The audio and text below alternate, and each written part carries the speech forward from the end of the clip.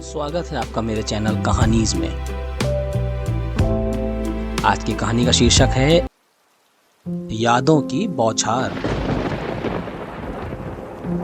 बारिश धीरे धीरे तेज होती जा रही थी। आसमान में घने बादल छाए थे और कानपुर सेंट्रल रेलवे स्टेशन भीगता हुआ कुछ और उदास दिखने लगा था। शाम के 6 बजे थे, लेकिन बादलों ने सूरज को कब का छुपा दिया था। प्लेटफॉर्म नंबर 2 पर मैं अकेला बैठा था, भीगे हुए कोट की कॉलर उठाए एक पुरानी लकड़ी की बेंच पर। मेरे पास न छाता था न कोई इंतज़ार करने वाला। मैं यहाँ यूं ही नहीं आया था, कोई वजह थी। कभी कभी ज़िंदगी में कुछ जगहें हमें अपनी ओर खींचती हैं, जैसे वहाँ कोई अधूरी कहानी हमारा इंतज़ार कर रही हो। इस स्टेशन में मेरी कई यादें जुड़ी थी, लेकिन आज मुझे किसी खास चीज़ ने खींचा था। प्लेटफॉर्म के कोने में वो छोटी सी चाय की दुकान, जो बरसों पहले मेरी जिंदगी का हिस्सा थी। रामू की चाय नाम था उस दुकान का। दुकान क्या थी, बस एक लकड़ी का खोखा, ऊपर टीन की छत जो बारिश में ताल बजाने लगती थी। उस पर एक लालटेन लटकती थी जो धुंधलके और झिलमिलाती रहती थी। जब मैं कॉलेज का छात्र था तो हर छुट्टी में इसी स्टेशन से गांव जाता था, और हर बार ट्रेन का इंतजार करते हुए मैं रामू काका की दुकान से चाय पीता था। रामू काका एक दुबले पतले आदमी थे, 40 के आसपास उम्र रही होगी। हमेशा मुस्कुराते रहते थे। उसके हाथ में एक पुरानी केतली होती थी और मुंह में पान की लालिमा। चाय लोगे बाबू? उसकी आवाज अब भी मेरे कानों में गूंजती है। उस दिन भी बारिश हो रही थी और मैं बरसों बाद उस स्टेशन पर लौटा था। वक्त ने बहुत कुछ बदल दिया था। नई इमारतें बन गई थीं, स्टेशन पर एलईडी लाइटें लग गई थीं, लेकिन प्लेटफॉर्म नंबर 2 का वो कोना अब भी वैसा ही था। मैंने निगाह दौड़ाई तो वहाँ अब भी एक चाय की दुकान थी, थोड़ी आधुनिक थी। उसका नाम था टी टाइम। मगर जैसे ही मैं पास गया, मेरी सांस रुक गई। वो रामू काका ही थे, थोड़े और बूढ़े, कमज़ोर, लेकिन आंखों की वो चमक, वो मुस्कान अब भी वैसी ही। चाय लोगे बाबू? उसने वही पुराना जुमला कहा और मैं मुस्कुरा उठा। पहचाना मुझे? रामू काका कुछ पल के लिए मुझे देखते रहे, फिर अचानक उनकी आंखें फैल गईं और वो हंस पड़े। अरे तू तो वही है ना, किताब वाला लड़का जो हमेशा पूछता था, रामू काका जिंदगी में कुछ बड़ा नहीं करोगे आप? मैं हंस पड़ा। हाँ, वही हूँ।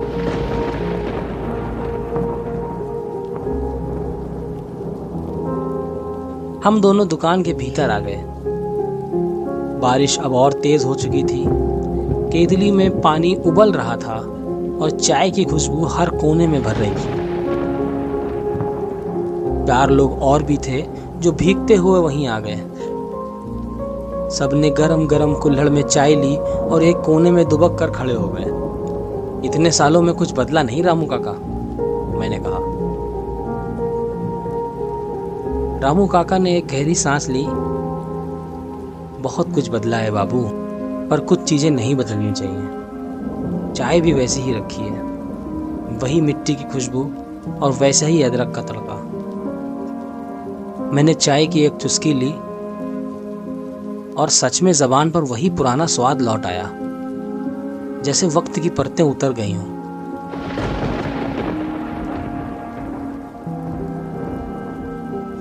बारिश ने जैसे मेरी यादों की बाढ़ खोल दी हो। रामू काका, आपने कभी नहीं सोचा इसके आगे बढ़ने का? रामू काका कुछ देर चुप रहे, फिर बोले, बाबू, जिंदगी हर किसी के लिए एक जैसी नहीं होती। मेरा सपना था कि मेरा बेटा बड़ा आदमी बने, उसे इलाहाबाद शहर भेजा, पर कहते हुए उनकी आवाज भरभरा गई। उसे शहर रास नहीं आया, गलत संगत में पड़ गया। आज भी किसी कस्बे में रिक्शा चला रहा है। आपने तो सब कुछ दिया उसे, मैंने धीमे से कहा। हाँ, पर खुद के सपने किसी और की जिंदगी नहीं बदलते बाबू। मैं एक बार ढूंढने भी गया उसे, पर वो कहीं नहीं मिला।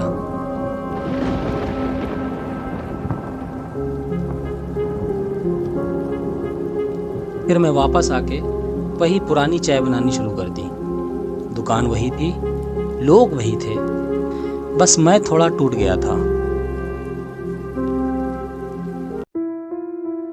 बारिश भी अब शांत हो चुकी थी, पर हमारी बातें थमने का नाम नहीं ले रही थी। पर आपने हार नहीं मानी, मैंने कहा। रामू काका फिर से मुस्कुराए। कभी कभी बाबू, जिंदगी की सबसे बड़ी जीत यही होती है कि हम रोज सुबह उठते हैं, एक प्याली चाय बनाते हैं और किसी थके हुए मुसाफिर को थोड़ी गर्मी दे पाते हैं। उसकी बातों में सच्चाई थी और गहराई भी थी। मैंने जेब से बटुआ निकाला पैसे देने के लिए। रहने दो बाबू, रामू काका बोले, तू तो अपना ही है। नहीं रामू काका, इस चाय का कर्ज है मुझ पर, और उस वक्त की यादों का भी, जब मैं कुछ नहीं था और आपकी चाय मुझे उम्मीद देती थी। मैं बाहर निकल आया। बारिश थम चुकी थी। आसमान में थोड़ी सी रोशनी चुपचाप उतर रही थी। स्टेशन अब भी वही था, मगर मेरा दिल हल्का हो गया था। चाय की एक दुकान, कोई सोच भी नहीं सकता कि वहां कितनी कहानियां पलती हैं, कितने लोगों की थकान उतरती है, कितनी यादें बसती हैं। आज भी जब बारिश होती है तो मुझे रामू काका की वो दुकान याद आती है। वो अदरक वाली चाय, वो मिट्टी की खुशबू और वो एक मुस्कुराहट जो जिंदगी की सबसे बड़ी पूंजी है।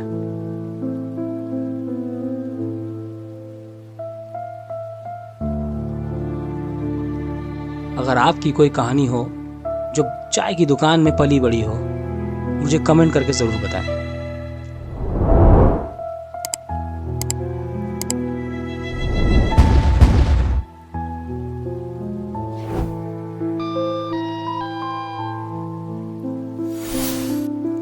अगर मेरी कहानी आप सबको अच्छी लगे, आपके दिल को छू जाए या कुछ सिखाए, तो सब्सक्राइब करना ना भूलें। आपका एक सब्सक्राइब मुझे बहुत खुशी देगा।